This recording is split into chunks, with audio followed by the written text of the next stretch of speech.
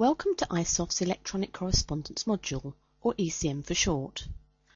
The following demonstration will show you how this system can help you to produce inpatient discharge summaries conforming to local data collection requirements, which can be sent electronically to the patient's GP, and how this system can be integrated with your organisation's patient administration system. For this demonstration, we are using the iPM PAS system to show how ECM can be launched from the inpatient ward view screen. The user selects the patient, opens ECM, and they're taken directly to the discharge summary of the selected patient's current episode.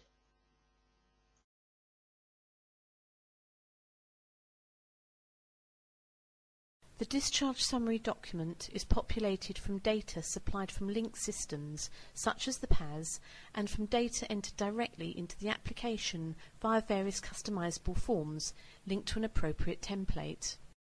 The summary builds automatically as more data is collected through the various stages in the workflow. Patient demographic information is populated directly from the PAS interface. Optional forms such as individual therapy and nursing forms can be added to the discharge summary as and when required. Like the standard forms, these can be customised to suit your organisation's individual requirements. Here you can see a dietitian form being added to the summary. The clinical details form stores clinical information for the patient. In this example, you can see the type of information included. However, this form can be customised. The form can be configured to include fields that collect required reporting information, such as sequin data. Fields can be made mandatory, so the quality, quantity and accuracy of your data collection is significantly increased. You can specify whether forms have to be authorised, and if so, by which user group or groups. Without authorisation of the appropriate forms, the final discharge summary cannot be sent. Once the form is authorised, the data becomes read-only, although it can be deauthorised if more data or data amendments are required. The medication form is used to add drug prescription details for the patient. This form also displays relevant information from the clinical details form that could affect prescribing decisions. When adding drugs, dosage amounts, frequency, length of dose, and the route can be preset for each drug if required.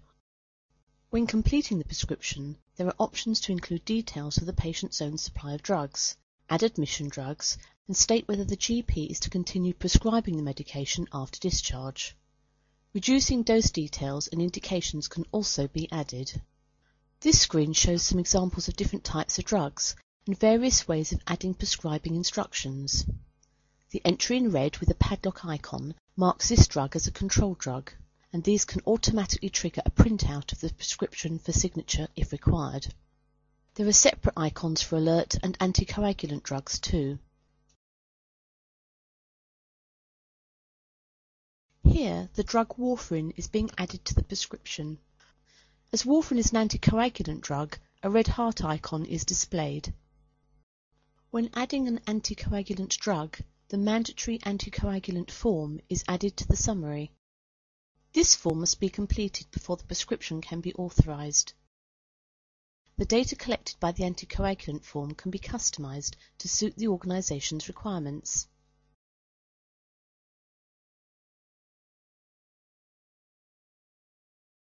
Once the prescription has been authorised, it can be sent to the pharmacy for dispensing, or the drugs may be dispensed on the ward.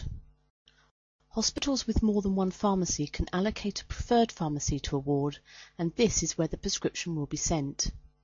If the satellite pharmacy is closed, the prescription will be redirected to the main pharmacy.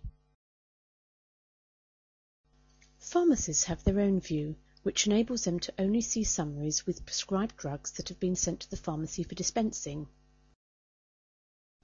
The pharmacy view of the medication form is the same as that on the ward view. The pharmacist can clearly see the patient's allergy information and the drugs prescribed.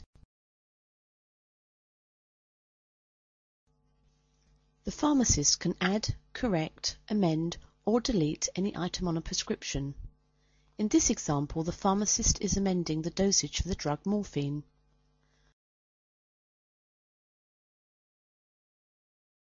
The original details of drugs that have been amended or deleted are retained on the medication form, but are greyed out. This enables users to view the prescription history and acts as an audit trail. The tracking of changes to prescribed admission drugs allows support for NPSA medicines reconciliation. Notes and queries can be added by the pharmacist, which can be seen by users in the ward view.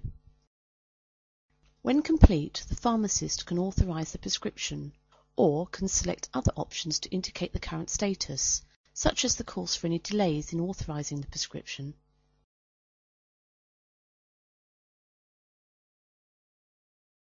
The pharmacist indicates when the drugs have been dispensed, which removes a summary from the pharmacy view and allows ward staff to complete the discharge summary.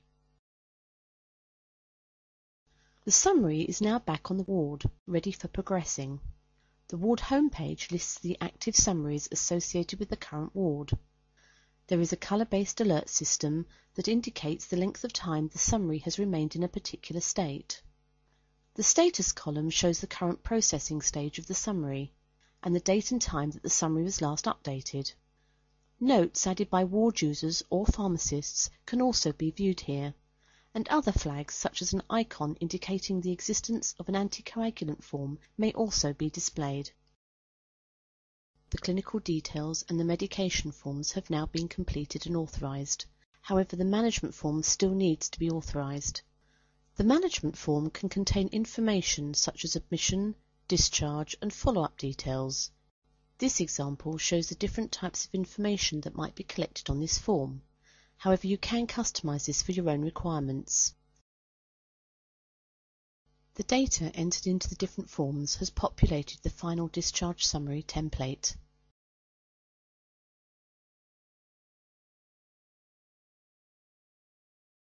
Once the relevant forms that populate the discharge summary have been authorised, the final authorisation of the summary can be completed.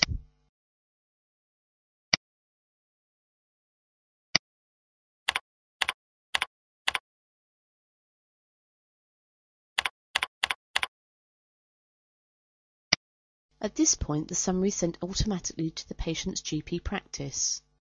The completed discharge summary can be sent to the practice using different methods. The summary can be sent via fax using the NHS Mail Gateway, as an NHS email attachment in HTML, Microsoft Word or plain text format, or as an XML message that can be incorporated directly into a GP system via the DTS or an EDT Docman server. A preferred delivery method can be specified for each GP practice. Once completed, copies of the discharge summary can be printed for various purposes, such as case notes or for the patient to take away. That concludes the demonstration of iSoft ECM.